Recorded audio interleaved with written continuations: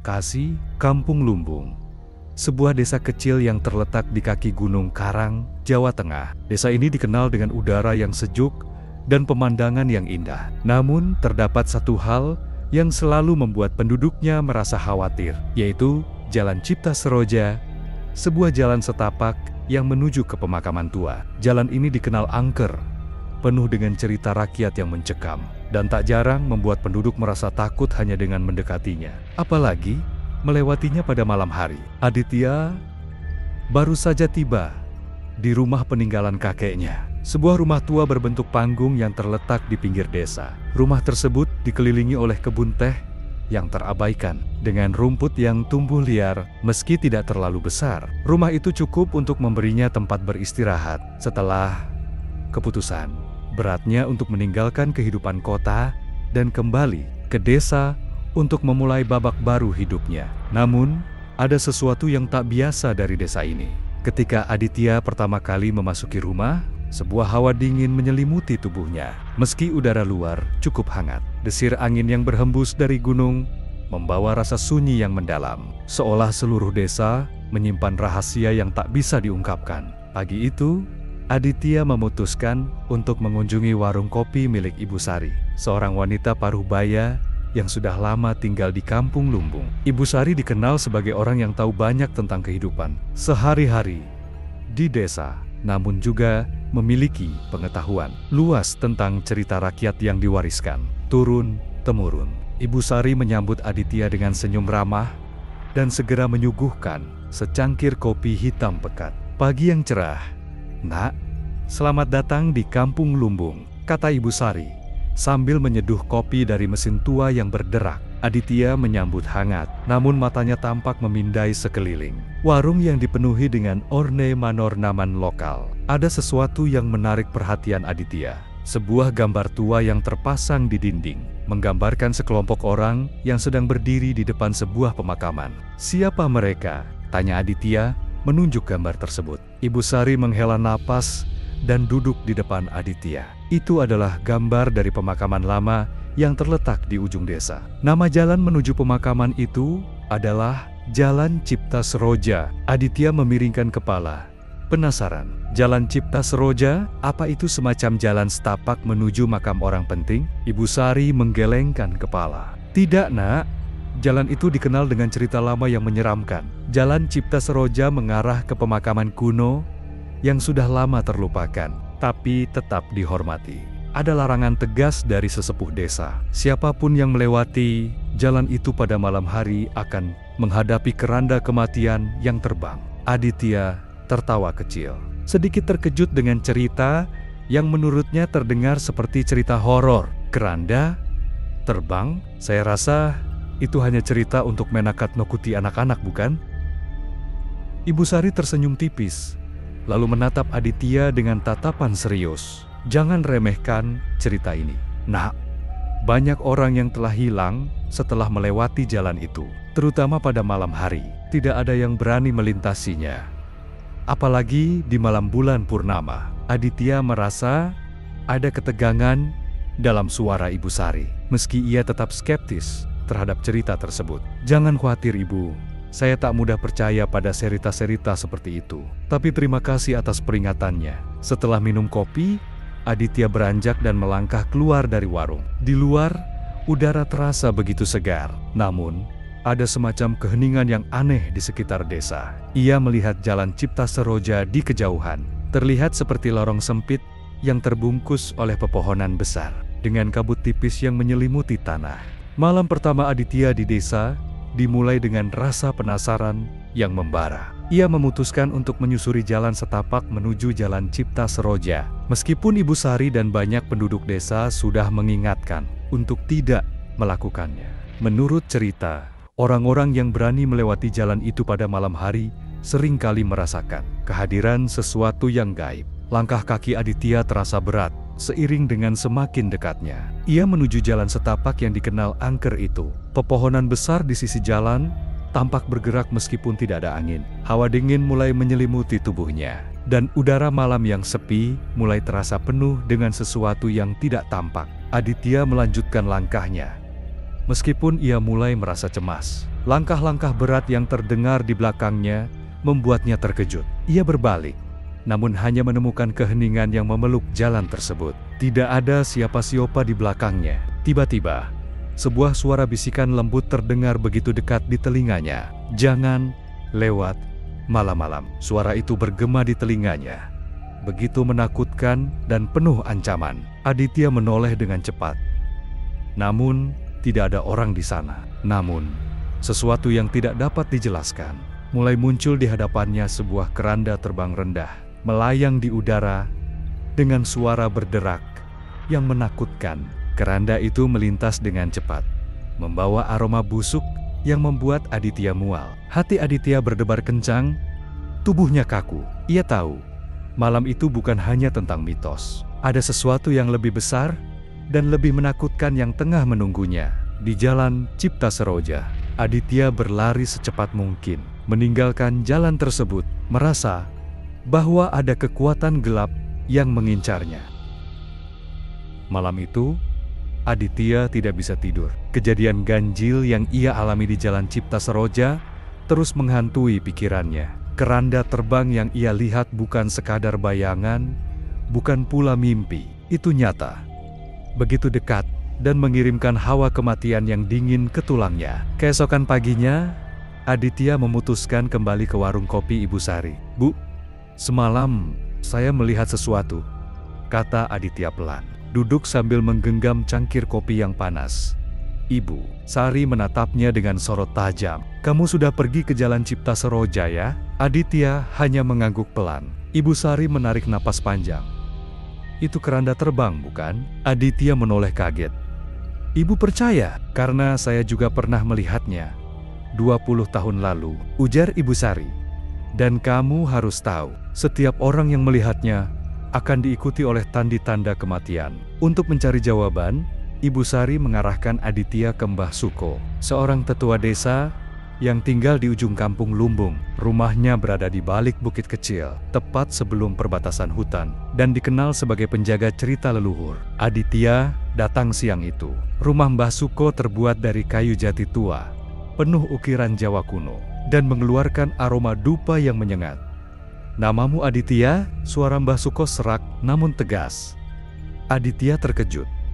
"Dari mana Mbah tahu?" "Kamu bukan orang pertama yang datang." Setelah melihat keranda itu, jawabnya sambil menyulut rokok linting.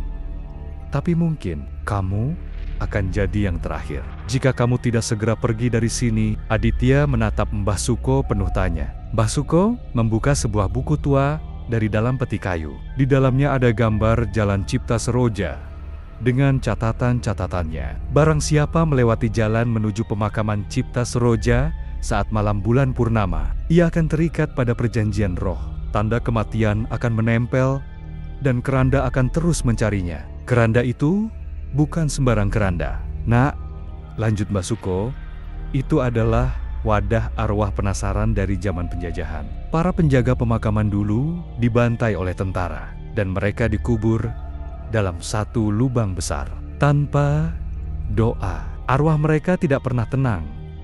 Saat malam tiba, Aditya kembali ke rumah. Ia mencoba tidur, tapi suara ketukan 3 kali terdengar dari atap rumahnya. "Tok, tok, tok." Ia menoleh ke jendela. Dari kejauhan, ia melihat kabut pekat mulai merayap dari arah jalan Cipta Seroja, menyelimuti pohon-pohon dan perlahan bergerak ke arah rumahnya. Tiba,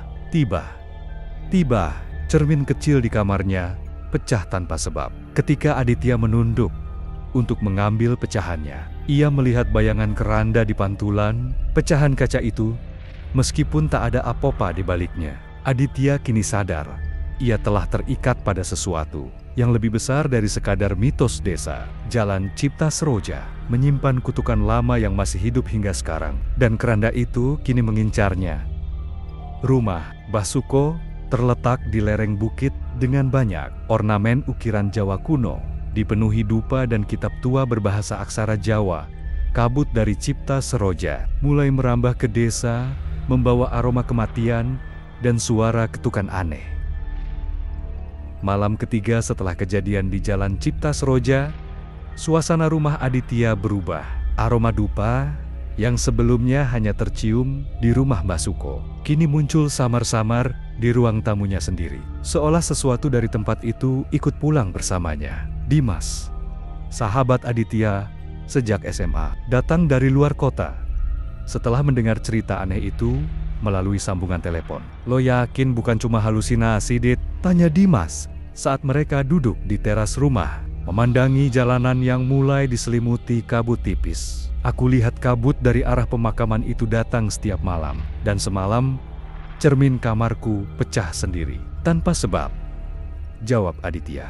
Dimas memutuskan untuk bermalam di rumah Aditya. Ia ingin membuktikan bahwa semua ini hanya sugesti. Namun malam itu, saat waktu menunjukkan jam 2:13, wih, suara geretan api terdengar dari dalam kamar Aditya. Padahal tak ada yang merokok. Dimas bangkit dan membuka pintu kamar. Tapi yang ia lihat adalah kursi kayu yang bergoyang sendiri, seolah seseorang baru saja duduk di sana. Dan di lantai kamar tertulis dengan arang hitam, "Tidak ada yang pulang tanpa dibawa." Kembali ke Mbah Suko, Aditya dan Dimas kembali menemui Mbah Suko. Mereka membawa sobekan kertas berisi tulisan itu. Mbah Suko menatapnya lekat-lekat. "Ini tulisannya Cipto Karyo. Dia mantan juru kunci makam yang dulu membelot, membuka jalan untuk perampasan makam-makam kuno. Setelah ia mati gantung diri, arwahnya tidak diterima bumi. Ia jadi penjaga jalan larangan yang kamu lewati." Aditya mulai menyadari, ini bukan sekadar gangguan gaib biasa. Mbah Suko kemudian membacakan mantra dari kitab tua beraksara Jawa kuno.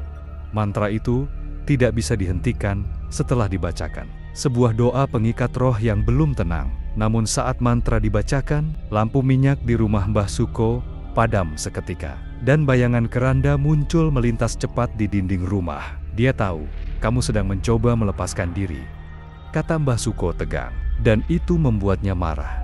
Ketika malam tiba, Aditya mendengar suara langkah di atap rumah. Suara keranda diseret terdengar jelas dari langit-langit, dan kain kafan basah terjatuh di halaman rumahnya. Aditya kini tahu, jika ia tidak menemukan cara untuk mengakhiri kutukan ini, bukan hanya dirinya yang akan dibawa, tapi semua orang yang terlibat. Kamar Aditya dipenuhi benda yang mulai rusak sendiri. Jam dinding berputar mundur saat malam tiba. Halaman rumah terdapat bekas telapak kaki basah yang muncul setiap dini hari, selalu menuju ke arah timur ke Jalan Cipta Seroja. Hujan mengguyur desa. Tanpa henti, petir menyambar langit yang kelam. Seolah alam pun resah oleh kehadiran roh yang belum tenang. Di dalam rumah, Aditya dan Dimas duduk berhadap-hadapan, masih terpaku pada tulisan misterius. Tidak ada yang pulang tanpa dibawa. Keesokan harinya, mereka mendatangi Pak Karso, seorang pria tua yang bekerja sebagai penjaga arsip di Balai Desa Watulayang. Wajahnya keriput namun matanya tajam, penuh rahasia yang dipendam. Aditya menunjukkan catatan dari rumah Mbah Suko. Pak Karso diam cukup lama, lalu membuka sebuah lemari besi. Ia mengeluarkan peta tua bertahun 1949. Terlihat dua makam besar di pinggir jalan Cipta Seroja. Salah satunya tidak tercatat di data resmi pemerintah desa. Ini yang tidak diketahui orang luar. Katanya pelan, di bawah tanah pemakaman yang lama, ada makam lain yang lebih kuno. Disebut sebagai kuburan ganda. Disitulah keranda itu berasal. Malam, di balai desa, saat mereka mempelajari peta lebih lanjut, suara keranda kayu diseret kembali terdengar. Tapi kali ini, suara itu muncul di dalam balai desa. Lampu berkedip, lalu padam total. Dalam kegelapan, terdengar suara pelan dan berat. Tumbal belum lengkap. Dimas tersentak, nafasnya tercekat. Di pojok ruangan, sepasang mata merah terlihat mengintai dari balik tirai tua. Namun saat lampu kembali menyala, tak ada siapa-siapa di sana. Mbah Suko menjelaskan keesokan harinya, kuburan ganda itu tidak boleh diganggu karena dibangun di atas perjanjian leluhur. Setiap 70 tahun, satu keturunan dari desa harus dikorbankan agar keranda tidak bangkit. Tahun ini, kata Mbah Suko perlahan, adalah tahun ke-70. Aditya mulai sadar, Tidak ada yang kebetulan. Ia bukan sekadar melihat keranda ia telah ditunjuk menjadi tumbal. Malamnya, Aditya bermimpi aneh. Ia berdiri di tengah hutan, memandang sebuah keranda yang terbuka. Di dalamnya, terlihat mayat dirinya sendiri, dengan mata terbelalak dan mulut terbuka, seperti ingin berteriak, namun membeku. Saat ia terbangun, kain kafan basah tergeletak tepat di atas dadanya. Balai Desa Watulayang. Bangunan tua dengan lemari arsip besi dan dinding berlumut, menyimpan peta-peta kuno dan catatan larangan leluhur. Mimpi kuburan ganda, simbol bahwa Aditya berada di antara dua dunia yang hidup dan yang telah dikutuk. Hujan tak kunjung reda, seolah langit sendiri ingin mengunci rahasia Desa Watulayang. Setelah mimpi mengerikan itu, Aditya mulai merasa bahwa batas antara kenyataan dan dunia arwah semakin kabur. Ia merasa ada yang mengawasinya bahkan saat ia sendirian. Pagi itu, Aditya bangun mendapati Dimas tidak ada di rumah. Mbah Suko, kasur tempatnya tidur, masih hangat. Namun pintu depan terbuka lebar. Di teras, ditemukan bekas jejak kaki yang basah. Namun, anehnya, hanya satu arah. Masuk, tanpa keluar. Aditya panik dan melapor pada Mbah Suko. Si kakek tua itu hanya terdiam, lalu masuk ke kamarnya dan kembali membawa sebuah kunci tua berkarat. Kunci ini membuka pintu di bawah makam lama. Dulu pernah dikunci rapat karena terlalu banyak yang tidak kembali. Aditya dibimbing Mbah Suko ke sebuah lubang tersembunyi di balik nisan batu besar. Di bawahnya terdapat tangga batu yang menurun ke dalam tanah. Gelap dan dingin, bau anyir langsung menusuk hidung. Dengan membawa obor, mereka menelusuri lorong sempit itu. Dinding-dindingnya dipenuhi ukiran wajah-wajah meringis, seperti menangis dalam diam. Di ujung lorong, mereka menemukan sebuah pintu batu kedua. Di atas pintu itu, tertulis dalam aksara Jawa kuno, "Pintu pulang, para tumbal." Di depan pintu, Aditya menemukan kaos Dimas yang kompeng-kemping dan basah oleh lumpur. Tapi yang paling mengejutkan, coretan di dinding dengan darah berbunyi, "Jangan buka, tapi aku masih hidup." Aditya ragu, tapi desakan batin dan rasa bersalah memaksanya untuk membuka pintu itu. Saat pintu berderi terbuka perlahan, hawa dingin menyergap. Lorong gelap di baliknya tampak tidak berujung, namun samar-samar terdengar suara napas berat dan langkah kaki diseret. Tiba-tiba, keranda putih muncul dari kegelapan.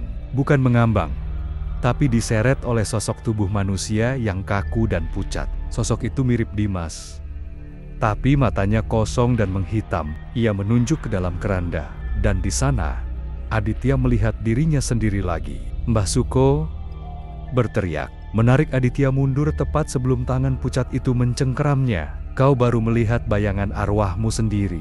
Itu artinya, waktumu hampir habis." Dan dari kejauhan lorong, terdengar suara parau yang mengerang. "Satu tumbal, belum cukup." Lorong bawah tanah makam ganda, lorong lembab penuh pahatan wajah manusia dan aksara kutukan. Suhu lebih dingin dari luar, seolah mengisap nyawa yang masuk. Pintu pulang para tumbal. Sebuah gerbang batu besar dengan ukiran dan simbol Jawa kuno, dijaga oleh entitas dari dunia kematian.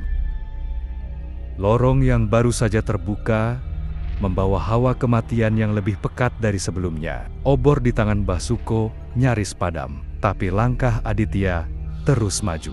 Hatinya digerakkan oleh rasa bersalah dan ketakutan yang menyatu. Di ujung lorong, Aditya kembali melihat sosok Dimas berdiri membelakanginya.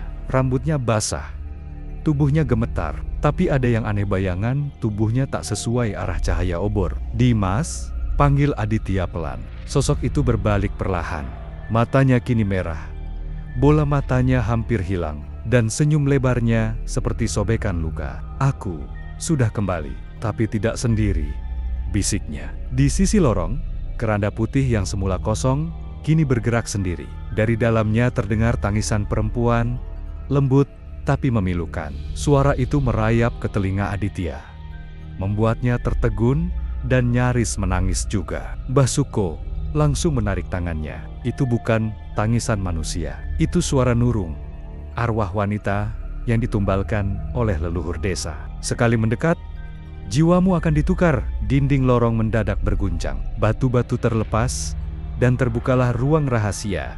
Sebuah ruangan ritual kuno. Di tengahnya berdiri patung batu dengan tangan memegang keranda kecil, dikelilingi lilin-lilin mati dan sesajen yang membusuk. Terdapat yukeran-yukeran kuno yang menggambarkan seorang lelaki muda dibaringkan dalam keranda. Arwah wanita dengan rambut panjang memeluk tubuhnya. Lelaki itu bangkit, namun wajahnya bukan lagi milik manusia. Saat Aditya menyentuh patung itu, ia mendapat penglihatan kilat. Dirinya sendiri dibaringkan dalam keranda, dan di sekelilingnya, wajah-wajah orang mati menonton dalam diam, termasuk wajah ibunya yang telah lama meninggal. Dalam keadaan tersentak, Aditya menarik tangannya, tapi darah menetes dari jari-jarinya, seolah patung itu menyerap bagian hidup darinya. "Kau telah diberi tanda, Dit," ujar Mbah Suko, suaranya berat. "Para leluhur sudah memilihmu." Tiba-tiba, lorong berguncang hebat. Dari balik lorong terdengar suara dentuman dan teriakan. "Aditya, lari!" Itu suara Dimas yang asli terdengar dari kejauhan, lemah namun jelas. Tapi suara itu datang dari arah berlawanan dengan sosok yang mengaku Dimas. Kini Aditya harus memilih, mengikuti suara sahabatnya atau melanjutkan ke arah yang membawa jawaban tentang asal-usul keranda terbang itu. Suara teriakan Dimas membuat langkah Aditya ragu. Ia menoleh ke belakang. Jalan yang mereka lalui telah tertutup reruntuhan. Kini hanya ada dua pilihan. Lanjut ke depan menuju lorong tak dikenal, atau menyusuri celah kecil yang mengarah ke suara Dimas. Mbah Suko menatap tajam. "Kita ke kanan." Suara Dimas asli dari situ. Yang di belakang itu makhluk tiruan. Aditya mengangguk. Meski tubuhnya gemetar, mereka menyusuri lorong sempit yang semakin menurun, seolah menuju perut bumi. Bau tanah lembab bercampur darah menguar tajam. Lorong itu berakhir di sebuah liang besar, seperti lubang kubur raksasa. Di tengahnya berdiri keranda hitam yang dipaku rantai besi dan duduk bersandar di dinding. Tapi Dimas tampak pucat, tubuhnya lemah, dan ada bekas luka paku di kedua pergelangan kakinya. Aditya, mereka ingin menjadikanku pengantin kematian." Mbah Suko memeriksa simbol-simbol di sekitar keranda. Ia membisikkan sesuatu. Dulu, para dukun hitam desa ini membuat perjanjian. Setiap satu generasi akan dipilih satu pemuda dan satu wanita perawan untuk dinikahkan dalam kubur. Jika gagal, keranda akan terbang, membawa korban secara acak. Aditya tersentak. Berarti keranda terbang itu mencari tumbal karena pengorbanan terganggu. Mbah Suko mengangguk. "Dan kau sudah menyentuh patung ritualnya. Itu berarti kau calon pengantin selanjutnya." Tiba-tiba, rantai keranda hitam itu mulai bergerak sendiri.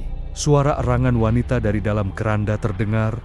Kali ini bukan tangisan, tapi tawa parau dan merdu sekaligus. "Aditya, datanglah padaku. Kita sempurnakan pernikahan ini." Suara itu terdengar di dalam pikirannya langsung, membius, menyesatkan. Dimas berusaha berdiri. "Aditya, jangan dengarkan dia. Dia akan mengambil jiwamu." Mbah Suko mengeluarkan serbuk hitam dari kantung kain tuanya, lalu menggambar lingkaran pelindung di tanah. "Kau punya satu kesempatan, Dit. Masuk ke dalam keranda dan akhiri perjanjian ini dari dalam." Aditya menatap Dimas. Lalu keranda yang kini terbuka sedikit terlihat. Tangan wanita pucat dengan kuku panjang meraih dari dalam. Ia harus memilih, masuk ke keranda dan mencoba menghentikan semua ini dengan mengorbankan dirinya, atau melarikan diri, meninggalkan sahabat, dan kemungkinan kutukan yang tak berakhir. Dan keranda itu mulai bergetar keras, siap menyambut siapapun yang mendekat. Aditya menatap keranda yang kini terbuka lebar. Tangan mayat wanita itu terus terjulur, seolah menunggu janji yang belum ditepati. Tubuhnya sudah membusuk, namun wajahnya tetap menyimpan sisa kecantikan masa lalu yang kini menjadi ngeri dan menggoda. Sekaligus, Dimas bersandar di dinding. Darah mengucur dari luka-lukanya. "Jangan masuk, Dit. Itu bukan manusia lagi. Itu pengantin kematian. Namun, suara itu kembali terdengar dalam kepala Aditya, lembut seperti bisikan kekasih. Kau sudah menyentuh patungku. Kau sudah memilihku. Kini kau harus menjadi milikku selamanya. Mbah Suko membuka bungkusan kain terakhirnya, sebuah jimat berbentuk mata satu yang terbuat dari batu hitam. Ia menatap Aditya, lalu berkata cepat, "Kalau kau tak bisa menghentikan perjanjian itu dari dalam, kita semua akan menjadi korban." "Aku sudah tua, Dit, tapi kalau kau mau bertukar peran, aku yang akan masuk." Aditya menatap Mbah Suko dengan mata berkaca. "Aku yang memulai ini, Bah. Aku yang harus menyelesaikannya." Ia melangkah ke depan, masuk perlahan ke dalam keranda. Tubuh mayat wanita itu diam, tapi matanya kini terbuka penuh kabut dan kenangan masa lalu. Begitu Aditya memejamkan mata di dalam keranda, dunia berubah. Ia mendadak berada di sebuah dusun kuno, penuh asap dupa dan suara gamelan pelan. Warga desa mengenakan pakaian putih, menari dalam lingkaran. Dan di tengga-tengga mereka, pengantin wanita itu berdiri. Rupanya masih muda, cantik, tapi matanya kosong. "Siapa kau sebenarnya?" tanya Aditya. Wanita itu menjawab, "Aku Ratih. Dulu aku dipilih untuk dijadikan pengantin, kubur oleh dukan-duken sesat itu. Tapi aku menolak. Maka mereka menguburku hidup-hidup dan membuat kutukan ini berjalan selamanya." Ratih menatap Aditya dengan air mata mengalir darah. "Putuskan perjanjian ini. Gantikan cincin ini ke tempat asalnya. Jika kau gagal, keranda akan terbang selamanya, memakan satu jiwa setiap malam Jumat Kliwon." Di tangannya, cincin tua yang penuh darah itu diberikan pada Aditya. Aditya terbangun tiba-tiba di dalam keranda. Nafasnya terengah. Di tangannya kini tergenggam cincin berkarat dan basah oleh darah dingin. Mbah Suko tersentak. Itu cincin pengikat perjanjian." Dimas mengangguk lemah. "Berarti kau harus kembalikan ke tempat asalnya." Di puncak Gunung Patilasan, keranda mulai menguncup kembali. Dan dari dalam terdengar suara tawa, lalu tangisan lirih. Perjalanan mereka belum selesai. Kutukan belum benar-benar putus. Langit mulai memerah ketika Aditya, Dimas, dan Mbah Suko keluar dari lorong bawah tanah itu. Desa Watugeni tampak lebih sepi dari biasanya. Seolah tahu bahwa malam nanti kutukan akan kembali menuntut jiwa. Cincin tua yang digenggam Aditya kini terasa panas. Mbah Suko memperingatkan, cincin itu harus dikembalikan sebelum matahari terbenam di hari Jumat Kliwon. Kalau tidak, keranda akan terbang dan membawa seluruh desa ke alam kematian. Perjalanan menuju Gunung Patilasan bukanlah hal mudah. Jalan setapak dipenuhi kabut, dan suara-suara gaib mulai terdengar di sepanjang jalur hutan. Beberapa kali, Aditya hampir melihat sosok Ratih berdiri di antara pepohonan, tersenyum dengan mata berlinang darah. Dimas yang masih lemah terus memaksakan diri. "Gua harus ikut. Ini semua juga salah gue karena ngajak lo ke desa ini." Mbah Suko menimpali, "Kalian harus kuat. Di puncak gunung itu, kita akan menghadapi penjaga terakhir kutukan ini." Saat mereka mencapai puncak, mereka menemukan sebuah kuil tua dari batu hitam. Di tengah altar, terdapat lubang kecil tempat cincin itu pernah disimpan. Dikelilingi oleh pahatan dua sosok pengantin yang saling membelakangi. Ratih dan lelaki tak dikenal. Namun sebelum Aditya bisa memasukkan cincin ke tempatnya, tanah berguncang. Dari balik pepohonan kabut, muncul sesosok makhluk tinggi mengenakan pakaian pengantin pria. Namun wajahnya hanyalah rongga hitam kosong. Matanya merah, dan mulutnya terus mengucap mantra dalam bahasa yang tak dimengerti. Mbah Suko mundur. Itu arwah calon suami, Ratih. Ia dipilih sebagai pengantin kubur, tapi mati sebelum pernikahan berlangsung. Jiwanya tak pernah diterima di dunia arwah. Makhluk itu melangkah ke arah Aditya. Setiap jejak kakinya membakar tanah.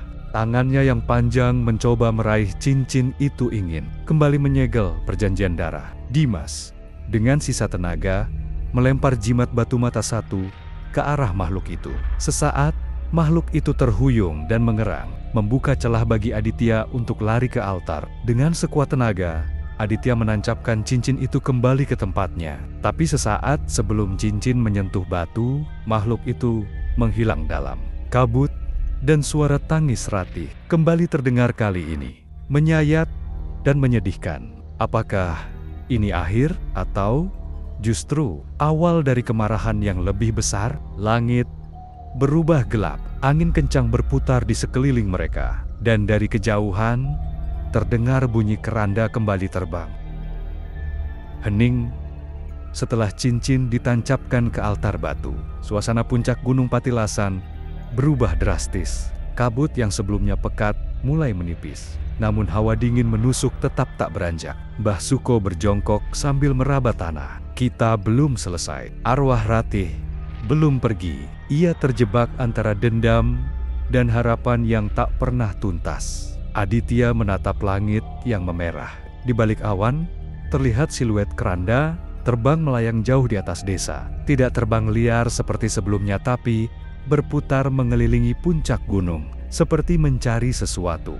Dimas menggenggam lengan Aditya. Lo lihat, itu dia belum mau pergi. Dia nunggu sesuatu dari kita. Tiba-tiba, angin berhembus kencang. Di depan mereka, muncul Ratih dalam wujud gaibnya, mengenakan kebaya putih bersih, rambut panjang terurai, dan mata basah oleh air mata darah. Ratih menatap Aditya dalam. Dulu aku dipaksa menjadi pengantin kubur, tapi sebelum tubuhku dikubur, aku sempat menyumpahi lelaki yang menolak menikahiku, kekasihku sendiri. Ia menunjuk siluet arwah pengantin pria yang tadi muncul. Dia menolak demi wanita lain. Aku murka. Kutukan ini bukan hanya karena para dukun, tapi karena amarahku sendiri.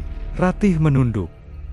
Tolong lepaskan kami berdua. Satukan kami dalam pernikahan terakhir, agar kami bisa benar-benar pergi. Mbah Suko mengangguk. Kalau itu permintaan arwah, kita harus bantu. Tapi ingat, ini pernikahan antara dua dunia. Ia menyiapkan sesajen dan bunga 7 rupa, lalu menggambar lingkaran mantra di tanah. Dimas menaburkan abu dupa, dan Aditya dengan gemetar mengenakan kembali cincin ke jari Ratih. Siluet arwah pria itu muncul. Ia menunduk, lalu berjalan perlahan, berdiri di samping Ratih. Begitu keduanya bersanding dalam lingkaran, cahaya biru samar menyelimuti mereka. Ratih menatap Aditya dan berkata lembut, "Terima kasih telah menjadi saksi pernikahan kami yang tertunda selama ratusan tahun." Perlahan tubuh mereka berubah menjadi butiran cahaya dan menghilang. Di langit, keranda yang tadi terbang kini terbakar pelan, lalu hancur menjadi abu. Beterbangan menyatu dengan senja. Namun dari balik pepohonan, 2 pasang mata mengintai, bukan milik arwah, tapi milik manusia. Angin malam di Gunung Patilasan kini terasa lebih tenang, nyaris suci. Cahaya biru yang mengiringi pernikahan arwah. Ratih dan calon suaminya telah menghilang, menyisakan aroma dupa dan bunga yang masih menyebar lembut di udara. Namun, di balik semua itu, ada sesuatu yang tak beres. Aditya menatap ke balik pepohonan. Ia merasa diawasi. "Mbah, tadi gue lihat kayak ada yang ngintip kita." Mbah Suko menghela napas dalam. Bisa jadi orang-orang dari desa Lawang Mayit. Mereka penyembah jalur kematian yang dulu menciptakan perjanjian arwah Ratih. Dimas memijit keningnya. Berarti, meski Ratih udah pergi, mereka masih terus jaga warisan kutukan itu? Mbah Suko mengangguk. Dan mereka pasti gak tinggal diam melihat kita menghentikannya. Saat mereka turun dari gunung dan kembali ke Watu Geni, sesuatu berubah. Rumah-rumah kosong yang dulu tak berpenghuni, kini menyala lilin-lilin merah di setiap sudutnya. Bau darah samar tercium di angin. Di depan balai desa, berdiri seorang wanita tua berpakaian hitam, mengenakan topeng wajah Ratih yang menyeramkan. Di belakangnya, sekelompok penduduk desa dengan mata kosong berdiri tegak. Wanita itu berseru, "Karena kalian mengganggu keseimbangan, maka darah kalian harus menjadi pengganti perjanjian." Mereka mencoba kabur, namun jalan utama sudah ditutup oleh pohon-pohon tumbang. Suara genta terdengar nyaring, dan langit mendadak gelap gulita. Lilin merah menyala lebih terang, membentuk jalur menuju balai desa. Mbah Suko menggenggam tasnya erat. Mereka ingin memanggil kembali roh yang lebih tua dari Ratih Roh, yang menjadi sumber dari semua perjanjian kematian di tanah ini. Nyai Mayit, Aditya dan Dimas diburu. Mereka bersembunyi di rumah tua bekas tempat tinggal Ratih. Di salah satu ruang tersembunyi, mereka menemukan sebuah kitab kuno dengan simbol darah dan lembaran surat pengakuan yang ditulis oleh seorang dukun generasi pertama. Surat itu berbunyi, jika kutukan ini dipatahkan, maka tanah ini akan menuntut darah baru. Pilihan ada di tangan pewaris cincin. Dan Aditya sadar, dia kini adalah pewaris cincin itu. Angin di desa Watu Geni mendadak membeku. Aditya dan Dimas masih terkurung di dalam rumah tua milik almarhum Ratih. Di tangan Aditya, cincin karatan itu kini terasa berat seolah berdenyut seperti nadi. Di sampingnya, kitab tua yang ditemukan di balik dinding menguak rahasia mengerikan. Aditya membuka halaman pertama. Cincin ini bukan hanya simbol pengikat, ia adalah warisan darah. Barang siapa memakainya saat ritual pengusiran arwah, maka garis keturunan dan nyawanya terikat pada tanah perjanjian. Dimas gemetar. Lo nggak sengaja jadi bagian dari ritual, Dit. Lo sekarang adalah pengganti.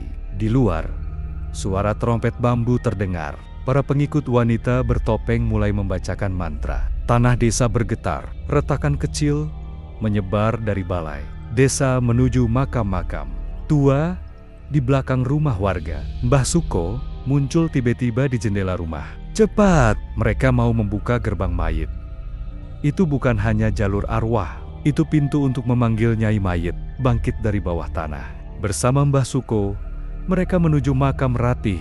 Di sana, Mbah Suko menggali cepat dan mengeluarkan tulang belulang Ratih yang disimpan dalam peti kecil berbalut kain kafan. Ia berkata, kita butuh tulang Ratih untuk memutus ikatan perjanjian ini, tapi hanya pewaris cincin yang bisa menyelesaikan ritual terakhir. Aditya diminta berdiri di tengah lingkaran batu tua di dekat makam, sementara Dimas dan Mbah Suko membentuk pelindung doa di sekelilingnya. Namun, dari kejauhan, terlihat siluet wanita bertopeng berjalan ke arah mereka, membawa kendi darah. Aditya menancapkan cincin ke tulang jari Ratih yang tersisa, lalu membaca mantra dari kitab kuno. Meski darah mulai menetes dari hidungnya, tanah bergetar hebat. Cahaya putih meledak dari cincin. Tapi, tiba-tiba, dari balik tanah retak, muncul tangan besar berwarna keabu-abuan dengan kuku panjang, meraih udara. Mbah Suko berteriak,